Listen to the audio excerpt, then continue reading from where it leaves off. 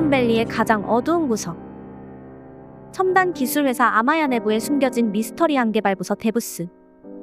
이 비밀 프로젝트는 극도로 발전된 양자 컴퓨팅으로 우주에서 일어난 모든 사건을 예측하고 심지어 과거 사건을 정확히 재현할 기술을 개발하고 있습니다. 하지만 이 모든 것이 진실이라면 우리의 자유의지는 어디에 있을까요? 정말로 우리의 삶은 시작부터 끝까지 모두 결정되어 있는 걸까요? 실제로 뉴턴의 고전물리학은 우주를 하나의 정교한 기계와 같이 보았으며 모든 사건은 마치 프로그램처럼 정해진 규칙에 따라 일어난다고 가정하죠. 예를 들어 물체의 초기 위치와 속도 그리고 그에 작용하는 힘을 알면 시간이 흐른 후 그 물체가 어디에 위치할지 정확히 예측할 수 있다는 겁니다. 여기서 시간이란 모든 관찰자에게 동일하게 적용되는 절대적이고 선형적인 흐름이고요. 이 시간이라는 게 대체 뭘까요? 20세기에 들어서면서 특히 아인슈타인의 상대성 이론의 등장으로 이 시간에 대한 이해는 근본적으로 바뀌게 됩니다. 시간은 누구에게나 균일한 절대적인 것이 아니라는 거죠. 아인슈타인의 이 상대성 이론은 특수와 일반으로 이루어져 있으며 이를 아주 쉽고 간단하게 알아보겠습니다. 우선 특수상대성 이론입니다. 빠른 속도로 움직이는 우주선 안에서 빛이 수직으로 반사되어 1초에 한 번, 총 7번을 움직이고 있습니다. 이를 우주선의 바깥에서 보면 빛은 우주선의 이동 방향을 따라 지그재그로 움직이는 듯 보일 겁니다. 빛의 속도는 우주선의 내부에서든 외부에서든 일정하다는 공리를 깔고 이 길이를 측정해보면 7번이 아닌 10번도 넘게 움직이는 거리가 나옵니다.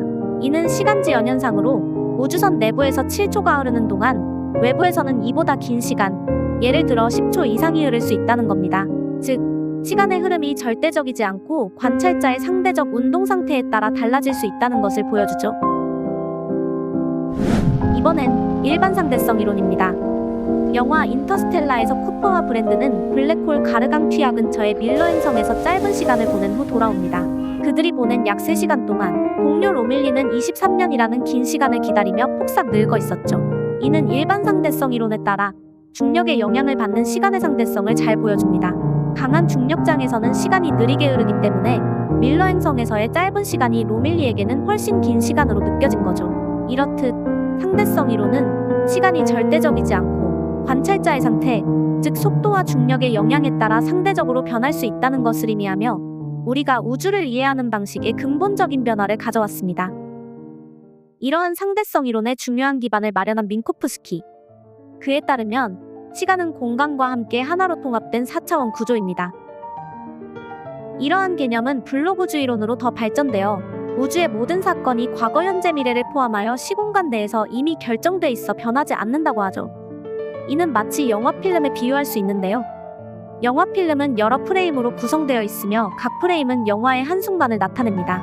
영화를 보는 동안 우리는 눈치채기도 힘든 한 찰나의 하나의 프레임만을 경험하지만 필름 전체는 모든 프레임을 동시에 담고 있습니다. 마찬가지로 블록우주 이론에서는 시간의 모든 순간이 이미 존재하며 우리의 인식은 이러한 프레임을 하나씩 경험하는 것으로 볼 수 있습니다. 즉, 우리가 경험하는 시간의 연속적인 흐름은 다만 우리 인식의 한계에서 비롯된 것일 수 있음을 시사하죠. 시간과 공간은 하나의 4차원 구조로 결말로부터 말려있는 영화 필름처럼 이미 과거, 현재, 미래가 동시에 존재한다? 그럼 정말로 결정론이 맞다는 거잖아요. 지금 내가 이렇게 저렇게 살고 있는 과정은 내 의지나 노력과 상관없이 이미 정해진 순서대로 나를 데려가는 중인 건가요? 아무리 발버둥쳐도 피할 수 없는 운명이 정말 정해져 있다는 건가요? Do you believe in fate, Neo? No, Why not? because I don't like the idea that I'm not in control of my life. I know exactly what you mean. 이런 결정론 혹은 운명론에 전면으로 반대되는 아이디어가 있어요. 양자역학에서 많은 과학자들이 주목하는 다중우주 개념을 들어보셨나요? 영화 Everything Everywhere All at Once는 이 개념을 창의적으로 풀어냅니다. 이 영화에서 주인공 에블린은 미국에 이민 와 사는 평범한 세탁소 주인입니다. 하지만 다른 우주에서는 유명 배우나 요리사로 살아가며 특별한 의식을 통해 이들 평행우주 사이를 양자도약하듯 이동합니다. 이 흥미진진한 생각이 어디서 온 건지 휴 에버렛의 다세계 해석을 통해 알아볼게요. 에버렛의 이론은 양자역학의 몇몇 해석하기 어려운 부분, 특히 양자 상태의 붕괴 문제를 해결하기 위해 제안되었습니다. 양자역학은 입자들의 행동을 설명하는 이론으로 입자가 다양한 확률적 상태의 중첩으로 존재하다가 관찰될 때 하나의 상태로 붕괴된다는 개념을 포함하죠. 이 과정은 물리학자들 사이에서 거센 논쟁을 일으켰습니다. 그 유명한 슈레딩거의 고양이 사고 실험은 이 논쟁을 잘 드러내죠. 이 실험은 고양이가 상자 안에서 살아있거나 독극물에 의해 죽어있는 두 상태 모두에 있을 수 있다는 양자역학의 아주 기묘한 성질을 보여줍니다. 에버렛은 이 문제에 대해 새로운 접근 방식을 제시하는데 그게 바로 다세계 해석입니다. 이 해석은 파동함수의 붕괴 없이 양자역학적 현상을 설명하려는 시도 중 하나로 양자 측정이 이뤄질 때마다 우주는 가능한 모든 결과를 실현하는 별개의 우주로 분기된다고 주장합니다. 즉, 모든 가능성이 실현되는 평행 우주들이 존재한다는 거죠. 영화 필름이 단 하나만 존재하는 게 아니라 무한히 다양한 스토리의 영화 필름이 동시에 존재한다는 매력적인 상상을 하게 되네요. 상자를 열어 살아있는 고양이를 발견했다면 우리는 두 가지 영화 필름 중 살아있는 고양이의 스토리라인으로 넘어온 것입니다.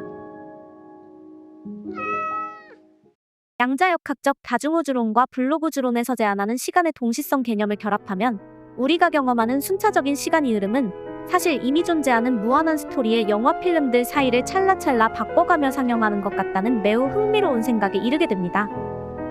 상상해보세요. 시간의 흐름 속에 맞닥뜨리는 각각의 선택 순간과 그 순간에 존재하는 모든 선택지는 사실 이미 무한한 평행 우주들로 존재해왔으며 우리는 그중 하나의 경로를 우리 인식의 틀로 체험하는 것에 불과합니다. 이러한 관점을 우리 인생에 적용한다면 우리는 진정한 자유의지를 통해 원하는 스토리의 영화 필름을 선택하며 살아갈 수 있을지도 모릅니다. 이는 마음먹기에 따라 다양한 가능성을 탐색하고 자신만의 경로를 선택하며 살아갈 수 있다는 점에서 정말 희망차네요. 지난 3편에서 다룬 해겔의 변증법에서 우리 인생은 자신의 뜻을 이미 실현한 신이 회상하는 계기이자 스토리였던 것처럼 헤아릴 수 없는 모든 가능성에 완결된 영화 필름들이 우리에게 상영되고 있는 건가 봅니다. 각각 특정한 운명의 서사로 말려있는 무수한 영화 필름들 중 우리는 찰나찰나 원하는 것을 선택하기만 하면 됩니다. 여기서 원하는 필름을 선택한다는 게 정확히 어떻게 하는 건지 다음 편에선 이 시리즈 전체에서 생각해본 바를 모두 엮어 그 방법론을 제안할게요.